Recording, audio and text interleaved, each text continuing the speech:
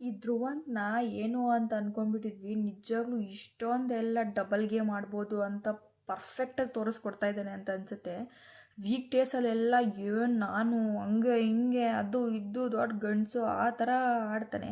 Weekend ಬಂದಿದ ತಕ್ಷಣ Sudeep sir ನೋಡಿದ ತಕ್ಷಣ ಒಳ್ಳೆ ಬಾಲ ಕಟ್ಟಾಗಿರೋ ಅಂಥ ಒಂದು ಗುಬ್ಬಚ್ಚಿ ಮರಿಗಳು ಇರ್ತಾವಲ್ಲ, ಹಂಗಿರ್ತಾನೆ ಒಳ್ಳೆ. ಗುರು ನೀನು ಅಷ್ಟೊಂದು ದೊಡ್ಡ ಗಂಡಸಾದರೆ ಸುದೀಪ್ ಸರ್ ಮುಂದೆನೂ ಹಾಗೆ ಇರು. ಸರ್ ನಂಗೆ ಗೊತ್ತೇ ಇಲ್ಲ ಸರ್, ಏನು ಡೌಗಳು.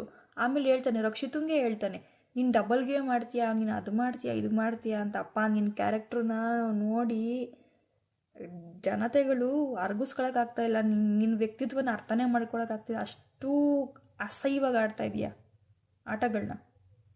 ಫಸ್ಟ್ ಅದನ್ನು ಸರಿ ಮಾಡ್ಕೊ.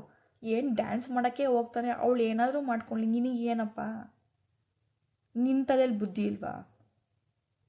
ವೀಕೆಂಡ್ಸಲ್ಲಿ ಇವನು ನೋಡೋಕ್ಕಾಗಲ್ಲಪ್ಪ, ಏನು ಒಳ್ಳೆ ಗುಬ್ಬಚ್ಚಿ ಮರಿಗಳು ಕೂತ್ಕೊತವಲ್ಲ ಒಳ್ಳೆ ಗೂಡಲ್ಲಿ, ಹಂಗೆ ಕೂತಿರ್ತಾನೆ.